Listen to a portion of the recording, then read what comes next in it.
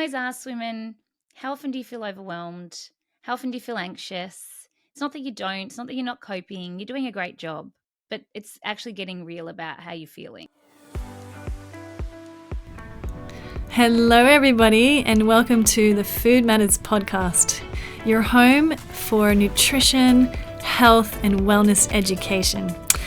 My name is Laurentine. I am a filmmaker and a nutritionist and the founder of foodmatters.com, and I'm here to hold your hand on this journey to optimum health, transformation, and emotional healing. Hello, Food Matters family. How are we all doing? I am so excited to be on another Food Matters podcast, and today we have Nat Kringoudis with us. And Nat Kringoudis is a healthcare practitioner, author, speaker specializing in women's health, natural fertility, and hormone balance. With degrees in health science, Chinese medicine, and acupuncture, she has helped thousands of women through her Melbourne clinic. And she's also an author of the best-selling book, Fertilise Yourself and Eat Fat, Be Thin. So we're here talking today about something really important that as we age, we are, as women especially, super confused about. So let's shine some light on hormones especially, and how we deal with the symptoms of perimenopause. Like, we thought we were like, menopause, that's not until ages, right? But now we're starting to see the symptoms of perimenopause hit as women that are going through perhaps still, another child on the way, or even just so many difficult the challenges that we have to navigate as mothers, as parents, as business women, and now also with hormonal imbalances. Nat, can you shine some light on what we have to look forward to, or how can we help ourselves as women to prepare for this period of our life? Yeah, I would love to. Firstly, thank you so much for having me. It's always such a pleasure to chat with you. And like you said before we started recording, we could probably talk for hours about this, but let's just cut to the chase and get to the point. I think the challenge is that at any phase we can face symptoms, right? It doesn't matter what age we're at, but perimenopause is really getting its moment in the sun at the moment. And I'm not mad about it, but what I don't love is women using as an excuse for poor health. And I think that's kind of happening a little bit. We're like, oh, it's just perimenopause. It's like, no, you haven't slept, you haven't eaten, you haven't taken care of yourself. It doesn't matter what phase of life you're in. If you're not taking care of yourself, you're going to have symptoms. So really what we're seeing is if you haven't course corrected throughout your fertile years, your puberty years, your fertile years, then perimenopause and menopause and postmenopause for a lot of women is quite a terrible experience. And even the healthy of us have actually had times where, and I can speak to that now, and I couldn't speak to this before, but I'm in that age bracket where it's like, oh, I really have to pay close attention. I am 46, I still have a menstrual cycle, and I use every single month as feedback as what I need to course correct for the month coming forward. So some of the most common symptoms and the normal things that we should see. Let's talk about what's actually should be happening at this point in time. Your estrogen and your hormones in general are declining very slowly, though. From the age of around 35, our ovarian function starts to decline. That's normal. We know that it's not a tap that turns off abruptly. It's a very slow decline that can happen over 20 or so years. And what that means is from around the age of 35, we start to see shorter and lighter periods. And that's really normal, and no one talks about that. Patients will be very concerned with a light period. I'm like, you're 40. It's fine. It's supposed to be slowly getting lighter and shorter. That's actually what your body should be doing. So that's a common thing that we see. We also see, as a result of the hormone changes, we start to see night sweats before the period. Not night sweats all the time, not hot flushes all the time, but night sweats before the period is pretty normal. And the other thing that we see is fluctuating cycles. So they're still considered regular, but once upon a time you're like, oh, it's 28 days to the day on the dot. every month. And now all of a sudden it's 26, 32, 29, 30. And that's really normal as well. It's very normal to have fluctuations, but it's anything from around 26 to 34 days is considered regular. So it doesn't matter if it's fluctuating, that's still a regular cycle. They're the things that we can expect to be seeing in perimenopause. But what are we actually seeing? We're seeing women with heavier periods, very heavy periods. We're seeing pain with ovulation for a lot of women. We're seeing PMS symptoms that are through the roof. We're seeing low moods. We're seeing insomnia. We're seeing so many symptoms amplified. And I don't think it's because necessarily it is the mix of perimenopause and that slow decline of hormones. But what I'm seeing for these women is their hormones are so imbalanced already that their symptoms are definitely exacerbated. Right. Correct. So it's not actually perimenopause that's causing that.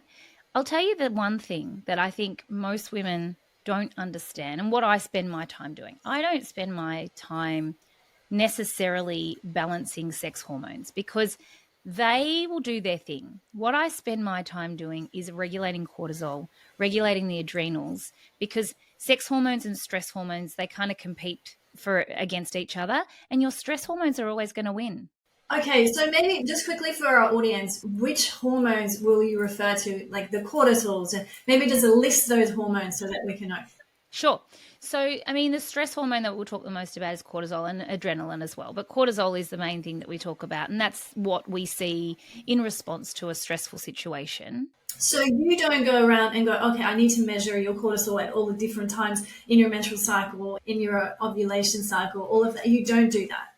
Yeah, we can do that, absolutely. But if straight out of the gate you're coming to me and you're like, Nat, my periods are really heavy, this is the most common presentation. I don't feel like myself. I'm gaining weight. I'm anxious. I can't sleep. I don't need a test result to tell me what's going on there. Like logic will tell me. Yes. Right. And also I love testing. I really do. But it's definitely not a first point of call for us. It's often expensive. It's a snapshot in time. If you really wanted to capture all of that, you'd really need to do it over a longer duration. Blood tests can be helpful, but we don't put all our eggs in that basket. A Dutch test or a dry urine test, again, more helpful than a blood test. But again, we're not putting all of our eggs in that basket. So you're right. You can test these things. And I think you should have testing as a benchmark to know where you're at. I can't go back and get tests from when I was my 35-year-old self because I never did them, right? No one ever, I didn't even think it was important. I mean, also, I don't love a blood test. I know I'm trained in acupuncture, but I don't love needles and I definitely don't love having a blood test. I want my blood in my body, not outside of my body, right? But it is very useful. So as a 30-year-old, it wasn't a priority. But I've got nothing to look back on to go, oh, that's what was happening at that point in time, other than when I was pregnant, which is not true reflection of what's actually happening on the daily anyway. So, yes, it is useful to have tests. And yes, it is useful to track the changes in hormones.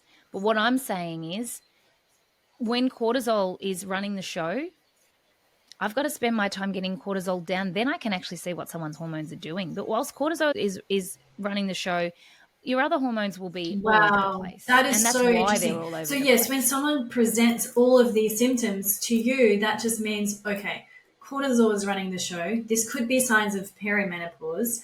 Let's start working with the adrenals and really rebuild that nervous system. 100%. So I do spend far more time regulating the nervous system than I do anything else. And then I see what we're left with. Okay, now what do we have? Because this to me now is a better indication of what your sex hormones are doing, not what your stress hormones are doing. And we can actually do something with that now. Can I tell you, 8 times out of 10, that's all they actually need. Because what's happening is you've got this slow little decline. Like I said, your hormones, yes, they're little tiny fluctuations over a really long period of time until eventually they tucker out and there's nothing left, right? When you've got cortisol running the show, instead of these little fluctuations, you get big fluctuations, right? And you feel that and your body shows you that. So no amount of me regulating your estrogen is going to fix what cortisol is doing. That's so interesting that you've just partitioned them off and said, these are your sex hormones and these are your stress hormones. So that if you fix the stress hormones, we can tackle the sex hormones. Right, because cortisol drives estrogen crazy. And when we're talking about sex hormones, we're talking about specifically estrogen, progesterone, a little bit of testosterone in the mix because we all have it, we need it, and we need more as we get, or we should have more as we get older.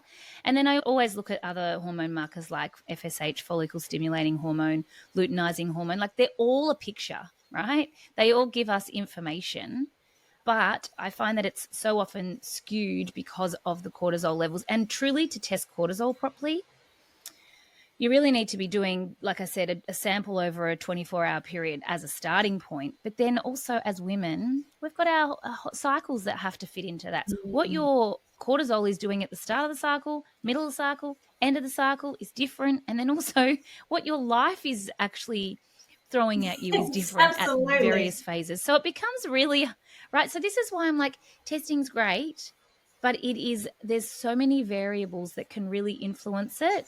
And I think this is where women want a blood test or a Dutch test, go do it. But I'm like, what is it going to actually tell you? Like, what are you hoping that it's going to tell you? That you're stressed? Because I can tell you that already. Like, I don't need that. If you truly sit and reflect how you're feeling on any given day, and it's not that you can't cope with it. You're doing it. You're in there. You're doing it. You're waking up every day and you're getting it done. It's not that you can't do that. It's the fact that your body keeps score. And that's the part we think we can outsmart, and we really can't. Okay, so Nat, when you find out that there are these stress markers, the cortisol is running the show, what sort of protocol do you put people on?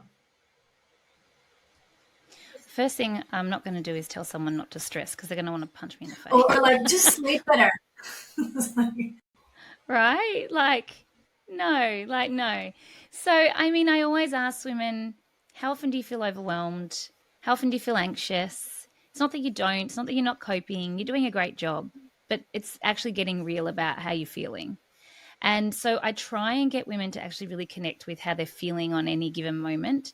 I know that if I'm like in it and I'm doing it and I'm kind of a little bit spiraling, I'll just be like, I'm feeling this. And you've got to acknowledge it. You can't be unconsciously stressed and do something with that, right? That's just running the show in the background. So it's bringing into the awareness and being able to have those touch points every day where you can just actually tune in and go, oh, yeah, there's that feeling again.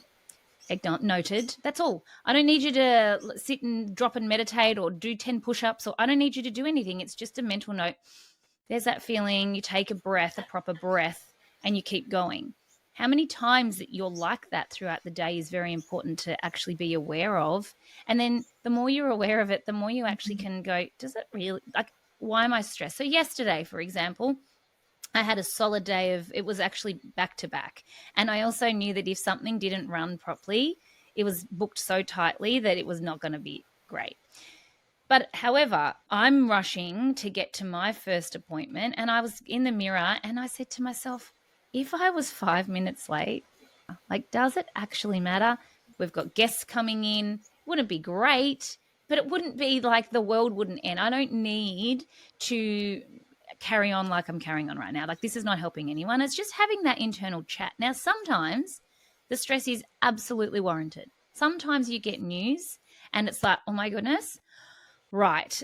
And the difference is that we can have that influence. We can have that news that's not so great. We can have whatever it is, and that's warranted, and we should actually allow ourselves to feel those feelings. But if we're choosing stress to be on time, to think about what the kids need, to make sure that dinner is like sorted. Like, if we're choosing stress for those things, that is a constant idle that we don't actually need. So what do I need to do to manage that better? Do I need to think about what we're cooking for dinner ahead of time?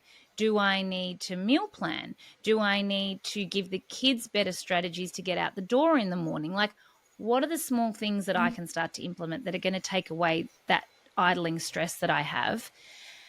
That's the first thing I teach patients. And then I start to look at, all right, well, where else is stress showing up? Is it spilling into sleep? Do we need to focus on sleep? First and foremost, are you getting into bed by 10 o'clock at night? Because we know, especially Chinese medicine, every hour before bed banks 2 hours after. So it's like, if you get 2 hours in beforehand, before midnight, then that you've banked an extra couple of hours already. We build blood at that time. We do a lot of repairing and rejuvenation at that time. It is very important to try and get to bed early enough. If someone's starting their night at 12:30 or their morning at that point, trying to go to sleep at 12:30, like, you've missed so much of that essential time. So getting to bed early means maybe you can rise early and get some jobs done in the morning. It's figuring that out. But you're really looking at sleep. Are you getting 7 hours? Is it solid? Are you staying asleep? What time are you waking? That is such a clue to what is internally going on. We use, again, Chinese medicine, a body clock, and often people are waking between 1 and 3 a.m., which is the prominent time of the liver, where the liver energy is most active. That can often mean that you've got unresolved emotions of anger or frustration that you haven't dealt with. Or then the next time slot, 3 to 5, is often sadness. That's the time of the lung, and the emotion associated with the lungs is sadness. So it's looking at the clues your body's giving you. But I guess it's starting with the awareness and prioritizing sleep, and then seeing where from there what else needs. Because if I give you an overhaul at this point in time and you're stressed, you're going to put it in the too hard basket. You're just going to keep on living like you're already living. So we need small, actionable tools that are achievable. And I really do think 7 hours sleep should be achievable for most of us. There's going to be sadness. There's going to be anger issues. So if that's what's causing us to wake up throughout the night, what would you say is the best way to go about talking to people about that? It's very interesting. I have a podcast about this. I've always been a great sleeper, but throughout 2020, 21, I didn't sleep for 2 years. And also it's the most frustrating thing, not being able to sleep, right? Especially if you have ordinarily been able to sleep. So painful. And I just remember I used to just lie there and just be so hating on my body, so frustrated. So why are you doing this to me? I've got to get up in the morning and I just can't believe this, and go into that victim blaming, like, this is terrible. And one day, I don't know where this came from, but I was like, what if my body's waking me for a reason? Like, if it's never woken me before and now all of a sudden it's decided to wake me, what if my body was actually waking me for a reason? And so I started to do a couple of things. And this was just inner wisdom, right? I hadn't read a book. I hadn't studied anything. I mean, I'd studied Chinese medicine and sleep, and I knew that the times of when I was waking were associated. But I knew that if I woke at 3, I would be awake until 5, and then I would fall back asleep and feel rubbish. Like, it was a given thing. It was a 2-hour window. I wasn't going back to sleep. So anyway, I started to lean into it. First thing I started doing was thanking my body for waking me. Thank you for waking me. Because I actually started to think about it. I was like, if my body is smart enough to take me from an unconscious I was asleep state, to a conscious wake state, it knows what it's doing. I really believe our bodies know what they're doing. I'm like, what's it doing? Like, why is it doing this? And so I started to lean into this idea of it knowing. So knowing what I know, I was like, okay, thank you for waking me. What is it that you want me to do? Because it's almost like your body's going, is now a good time, because there's nothing else going on and you've had a frantic day and there was no time to really process a lot of those emotions that are sitting under the surface. So I think now's a great time. Let's do this. And you're sitting there going, oh my goodness, why are you punishing me? When in actual fact, it's looking out for you. So I started to be curious. Why am I awake? What are the feelings? All right, fine. No one wants to do this. You especially don't want to do it at 2 a.m. But the more curious I became, the more I did this, the more I processed these underlying feelings, thoughts, emotions, worries, whatever they were. And I got to a point where if I couldn't resolve it, and I'd give myself half an hour, if I couldn't resolve it in half an hour, I would say, right, that's enough. It's time to go back to sleep. You've tried. This is not working. This is so woo, right? Resolve it in a dream. I give you permission to resolve this in my next dream. That is so good. And the most bizarre things started happening. I can't even tell you. So I would fall back asleep. It's like the command of, like, telling the subconscious, it's sleep time. We're going back there. It going, oh, evidence of sleep time. Okay, let me find it. All right, we're going back there. I'd fall back asleep. I would dream. Now, whether I remembered the dream or not, 9 times out of 10, I would not remember the dream. But I knew in the moment something was happening. And I also knew when I woke something had shifted. And I just kept doing this. And then it wasn't until a couple of years later I came across some actual research and presentation of ideas around this. And I'm like, oh my goodness, this is what I was practicing. I didn't read a manual, but there was an innate wisdom. That's what I needed to do. And now I teach patients to do this, to help them overcome their insomnia. And you get to a point, can I tell you, that I get excited now when I wake up in the middle of the night. Now, it's not the same as waking up, going to the toilet and going back to sleep. You're not doing it then. You stay in that sleepy state. It's when you are actually awake, like you're like, oh my gosh. I get excited now. It doesn't happen very often, if ever. I don't remember the last time, but I'm like, my body is so smart. It knows exactly what to do. And truly, the patients, when they start to do this, they wake less and less to the point that they stop having their insomnia. And I've got plenty of patients that can absolutely advocate for that. But I don't know. It's just wild. And I find it a very useful tool for people. Nat, I love this story, and I'm so glad that I asked this question because it is so true. We have an innate wisdom, our body knows best. There must be a reason why we're waking up. So if we are going through perhaps a difficult breakup, or we're going through grief, or we're going through difficult challenges with our kids, there's a reason why we're waking up at that time. And if you allow your body to try and heal itself, or just talk to it like that, and even allow it to show me in my dream, that is such a beautiful, empowering way to deal with it, rather than taking medication or beating ourselves up. Thank you. Do you feel overwhelmed by all the conflicting health and nutrition advice out there? Are you tired of spending time and money on specialist appointments only to leave you with more questions than answers? Well, you're not alone. If you're listening to this podcast, chances are you value your health and want to take the best care of yourself and your loved ones.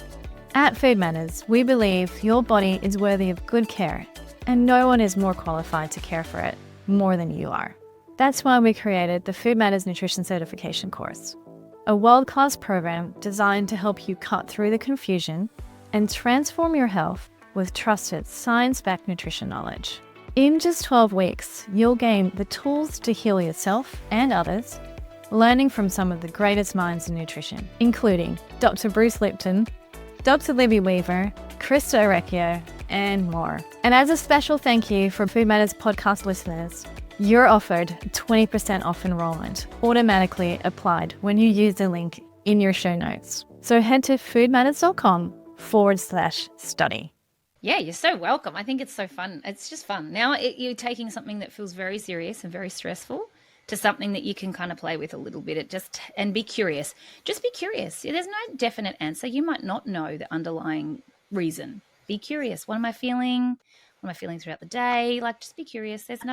What I love about it is it's not harmful. There's no harm in it. Okay, so go back to, let's say if we tackle the stress hormones. So we've been able to tackle the stress hormones. We're sleeping better. We're dealing with stress better. We're allowing our bodies to self-regulate and the nervous system and calm it in a way that we can talk to it and go, is that really a reason to stress? Okay, let's say we've done that. And now let's talk about the sex hormones. What do you then suggest for people? Yeah. Now, we've spoken about the most common, and there's certainly variations to that, and not everyone is a textbook case, right? So I think it's important. I do actually have a little quiz that I take people through, and I get them to profile their symptoms. So symptoms never lie. We've already said that at the beginning. And really being able to profile those allows you to see what's actually happening with your hormones. So for a lot of women, they might be having the cortisol pattern or the high estrogen pattern, but there's other women who actually are slowly finding their hormones are declining as they're supposed to, but the balance between estrogen and progesterone then becomes the next hurdle for women to actually be able to get over. And this is where we start to see, the night sweats, the insomnia, the anxiety, the weight gain, like a lot of things that we're associating with perimenopause and menopause.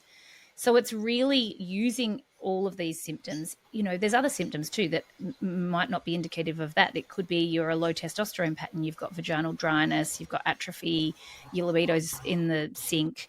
There's lots of signs and clues that your body is always giving you. So it's important that we profile those and we actually figure out, okay, what next? Like, we've gone through the cortisol pattern, we've regulated the nervous system, we've helped to support the adrenals, like you said, we're sleeping, but we're still not feeling great. This is where that in the trenches with the hormones actually comes into it. And, I spend my background and what my training is helping women who want to go through perimenopause, menopause with as hopefully little or no intervention when it comes to medical intervention.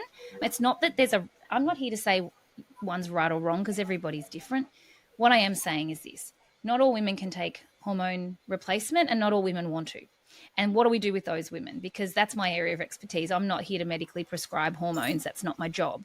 So I have the women that come to me, that's what they want. They're like, I don't know that I need this. My mother went through menopause okay. She didn't need to take hormones. There's a very large push for hormone therapy that, in all the areas that it's so protective for us.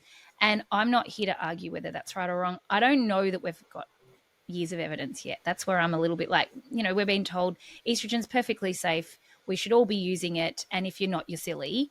I don't know. I'm not sure. Maybe I might be wrong at this point in time not taking it. I don't have answers for that. I just don't feel like we've watched it long enough. And I tell you why I feel like that. I've watched so many women come off birth control and really struggle with their health.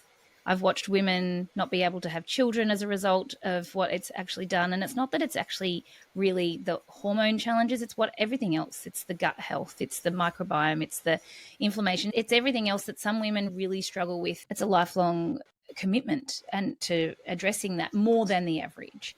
And these women didn't know. They were told that it was perfectly fine, that there was not going to be any issues with that.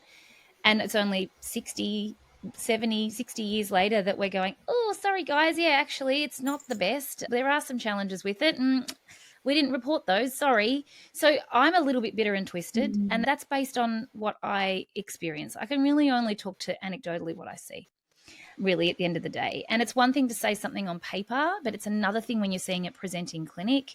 And I just see discrepancies all the time. And what I know is for my patients, and I can only speak to that, they feel better when we get their body to do the work rather than using any type of replacement.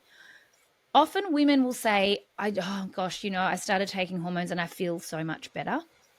Great. I want women to be on the lowest to no dose of any medication without symptoms. But it doesn't fix a lot of the other issues that they see. So they might be able to, they might be sleeping better. They might be, they may be protecting their bones and their brain. We're told that's a big part of using hormones.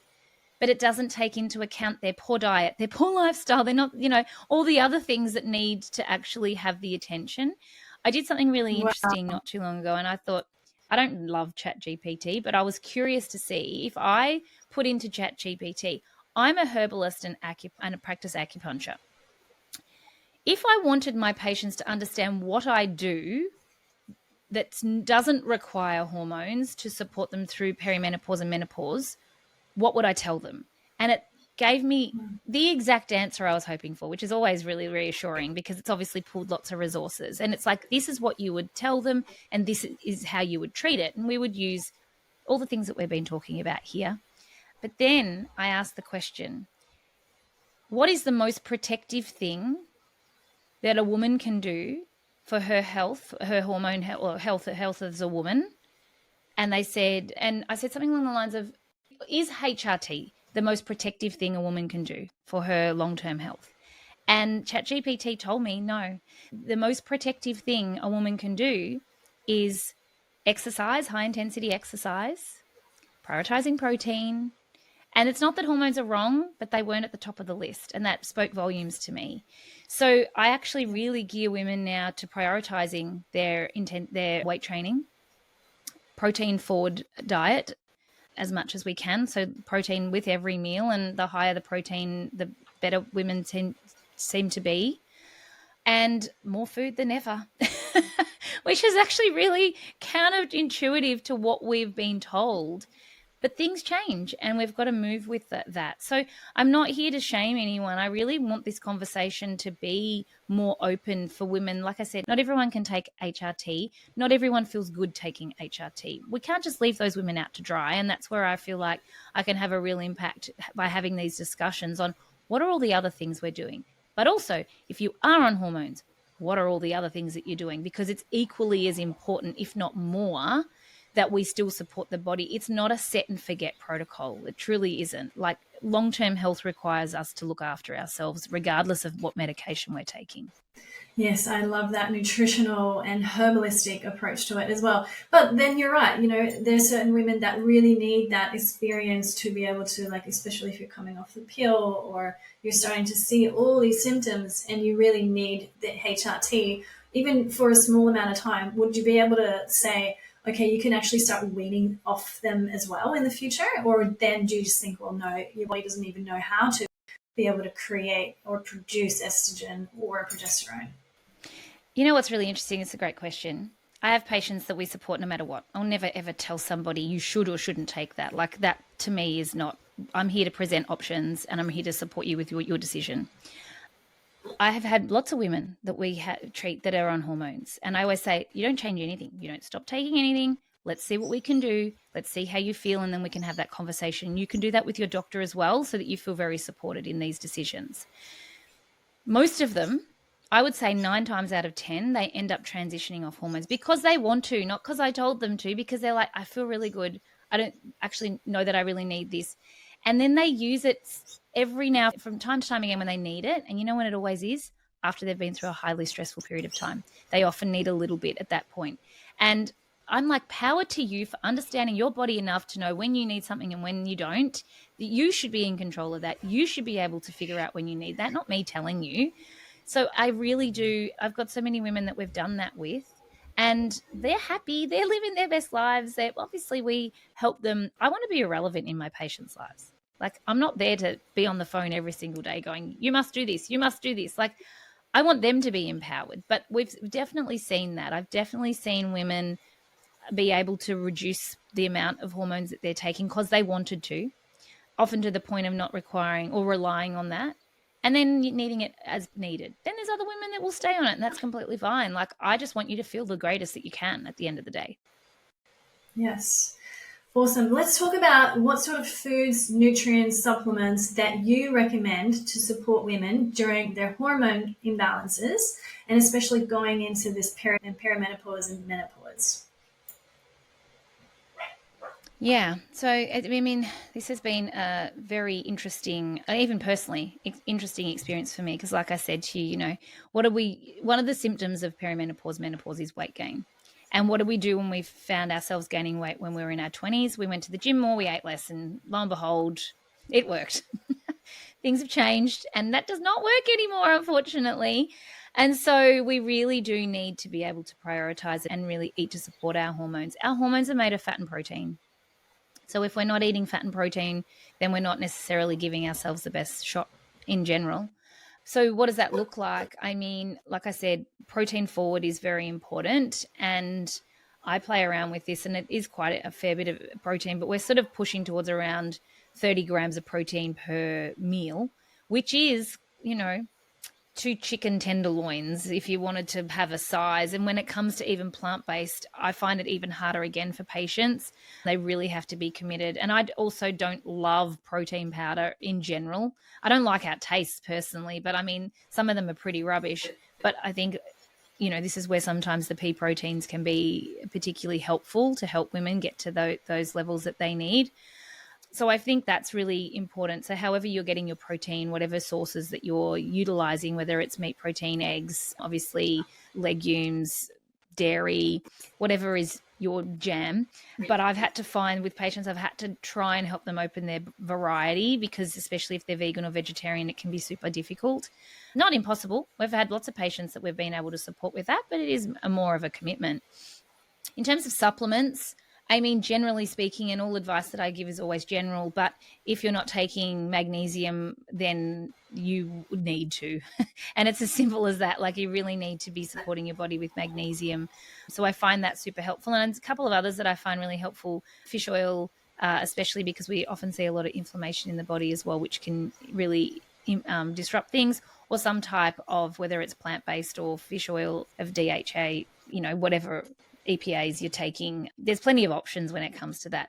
In terms of other supplements, most of the things that we do is very much focused on the person. So it's not easy to give a general, take this, you'll feel better. I do find mushrooms very helpful, actually, the adaptogenic mushrooms to be very helpful and very general. A lot of those can be really great for the nervous system as well. So they have that really supportive, and most people can take that.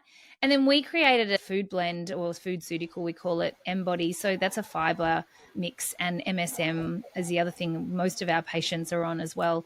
And just that fiber part of it really does help with, we haven't spoken about blood sugar, but that's often a challenge for us, especially as we age. So regulating the blood sugar and really making sure you're having enough fiber. What the fiber is going to do is it feeds the good gut bacteria, helps to support, obviously, elimination and regular bowels. It helps with liver detoxification, and it helps with blood sugar regulation. So a lot of reasons why you want to make sure you're eating enough fiber as well. I find that can be a real game changer for women too.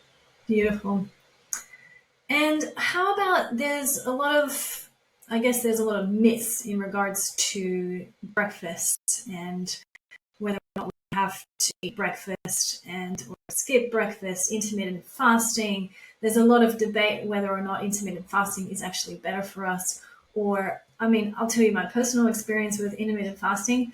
My blood sugar levels were all over the place and they were so out of control that I was hangry in the morning. So it didn't work for me. But then there's other people that are like, so would love to hear your opinion on that in regards to our hormones. Yeah, look, here's the thing with intermittent fasting. It's actually quite interesting. I was always intermittent faster up until after I had COVID, I was really unwell and for a long period of time. And I kept doing what I knew because it had worked in the past and I just wasn't getting better. And I would, I guess you'd call that long COVID, but I don't really know what I think even about that anymore. But anyway, let's call it long COVID for now. And I just had symptoms of so much inflammation in my body. I had so much pain through my digestive system. I was so bloated. I gained weight, like lots of really telling signs that something wasn't right.